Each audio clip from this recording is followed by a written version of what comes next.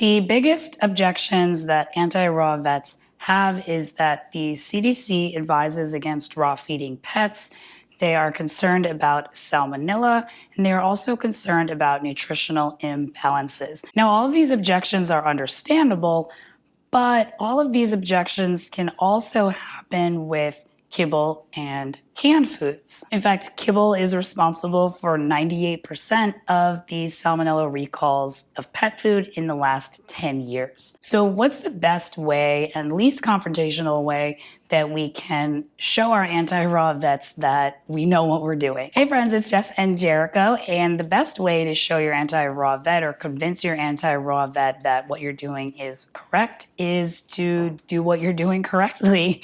Education is the best tool that you have. So really showing your vet and talking to your vet about all of the steps that you're taking, all of the information that you're aware of, rather than just saying, well, Jess told me on YouTube to feed my cat raw. Like, you're the cat parent, so you have to educate yourself and be knowledgeable about what you're doing to make sure that you're doing it correctly so that you can convince someone else why you're doing it. So let's go through each of these objections, of course, with resources to go along with it. All of those links are in the description as always. So the first objection that anti-raw vets have is that the CDC advises against feeding raw to pets. Now, the problem here is that on the very same page that the CDC advises against raw feeding pets, you scroll down and it says dry and canned foods can be contaminated with the same germs. And on the CDC's page dedicated to salmonella, they also shout out that salmonellosis and salmonella outbreaks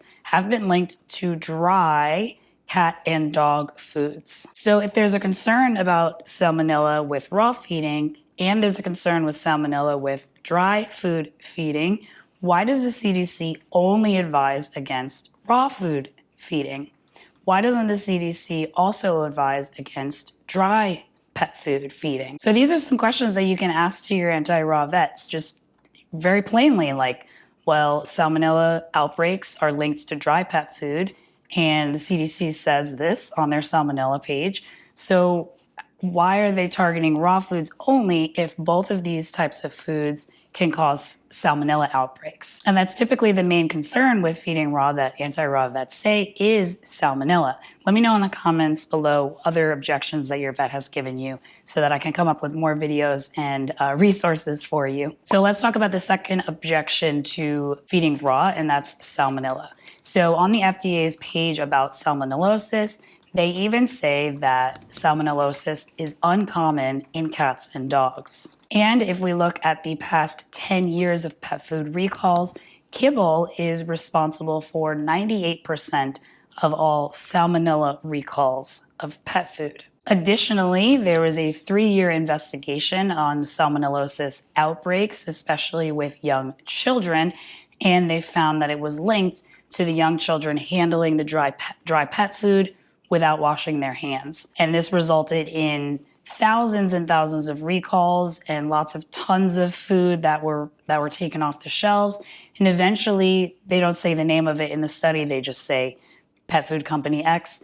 Eventually, the manufacturing company had to close down. So the problem here when it comes to salmonella isn't necessarily the food itself, it's the way that we handle the food, the way that we prepare and store and serve the food. So the solution here is to source from clean companies. I personally go to the farmer's market and get as much as I can from there. Muscle meats and organs and eggs. I buy whole prey from a raw pet food company that also sources from local farms. And I do this because I want to support local businesses and I can actually talk to them. How do you raise your animals? What do you feed your animals? And what are their lives like? That way you can form a relationship with them and really get to know how much they care about the food that they're producing, and that's definitely going to relate in the quality of those products. If local doesn't work for you, find a raw pet food company that you trust.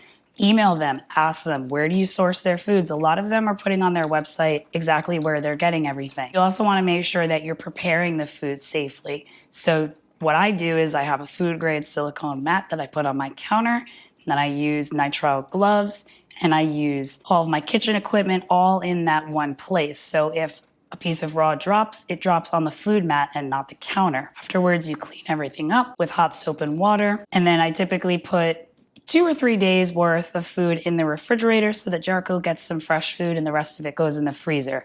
And then I put it in the refrigerator to thaw 24 hours before I need it. Never thaw raw food on the counter. Should always be thawed in the refrigerator.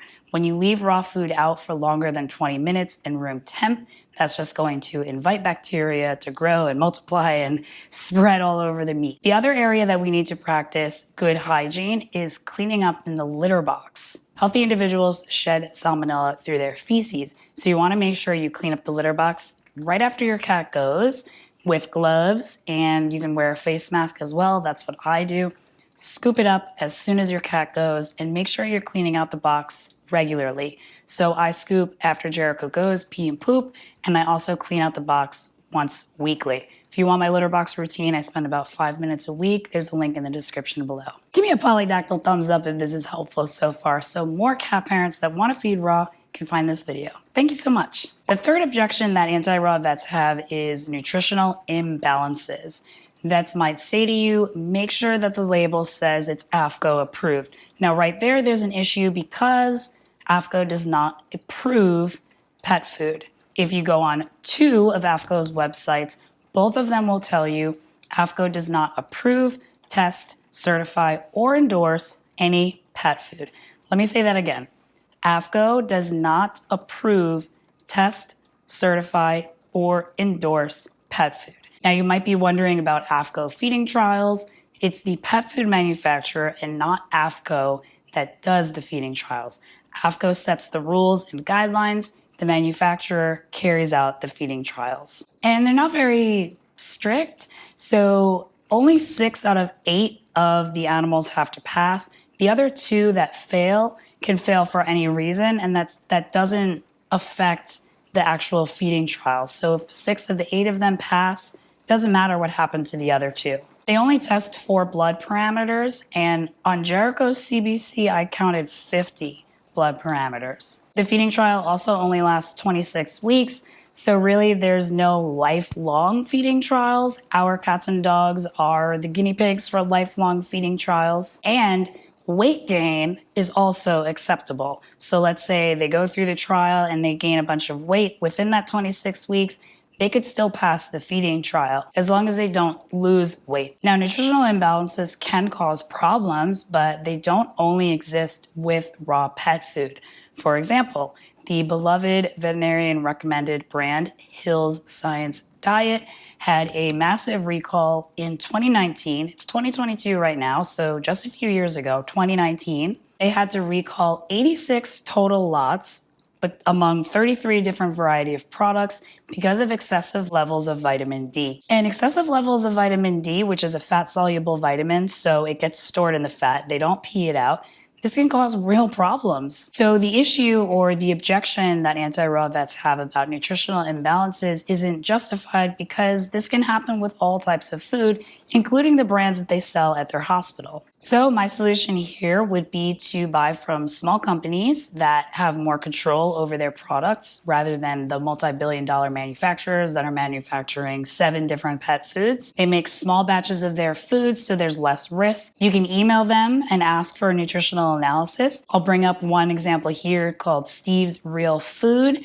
He breaks down all of the vitamins and minerals in addition to the guaranteed analysis. Darwin's raw cat food has nutritional analysis available upon request, especially for their veterinary diet, which is super helpful. And Instinct Frozen Raw also displays their nutritional analysis on their website. This video is not sponsored by this company. None of my videos are sponsored by any company. This is purely just an example of food that lists all of the nutritional analysis on the website. I'd also suggest emailing them and confirming because sometimes formulas change. Maybe there's a typo, maybe they updated something. You always want to make sure that you have the most accurate and up-to-date information. Of course, it's also important to transition your cat to a raw diet properly. If you want more information about that, check out this video